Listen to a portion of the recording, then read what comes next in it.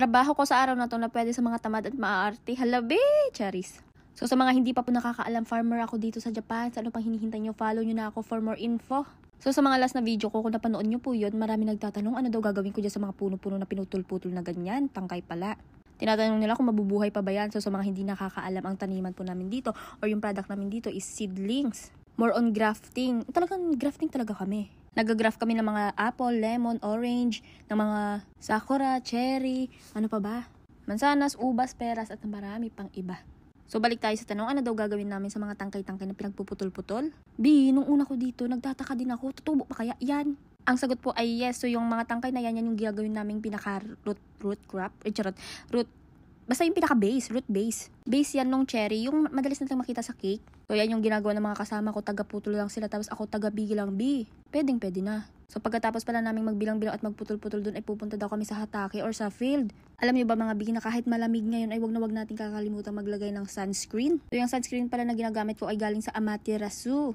Clear stick na siya at SPF 50 na. Formulated in Japan. Mga made in Japan to. Ano pa? Water resistance na din yan. At kung gusto nyong umorder dyan sa Amaterasu na page na yan, dyan kayo pwedeng umorder. At ang kagandahan, meron na rin yan sa Pilipinas. Ilalagay ko na lang sa yellow basket. So ano pang hinihintay nyo mga mag-check out na. Extra income ko din yarn. Charis. So, ito yung hinarvest namin kanina. Ang tawag dito, gesu. So, hindi ko alam kung ano siya. Ito yung parang pinaka-root base. Root crop.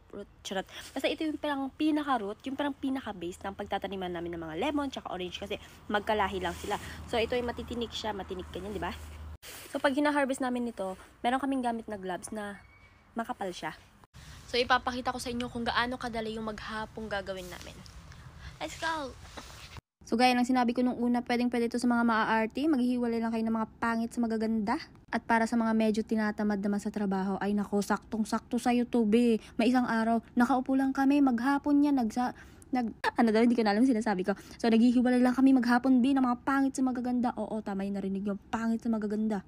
Kaya sa mga gustong mag-apply, meron akong palaging nilalagay na agency sa baba ng comment section, So sa mga nagsisend po sa akin ng mga resume, paalala lang po, hindi po ako staff. And tamang guide lang po yung ginagawa ko sa inyo kung paano makapag-apply.